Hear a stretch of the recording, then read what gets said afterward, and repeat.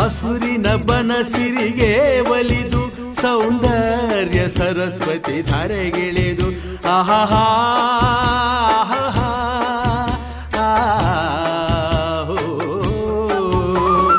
ಹರಿಯುವ ನದಿಯಲ್ಲಿ ಜಾಡಿ ಹೂವನದಲ್ಲಿ ನಲಿಯುತ್ತ ಓಲಾಡಿ ಚೆಲುವಿನ ಬಲೆಯ ಬೀಸಿದಳು ಈ ಗಂಧದ ಗುಡಿಯಲ್ಲಿ ನೆಲೆಸಿಹಳು.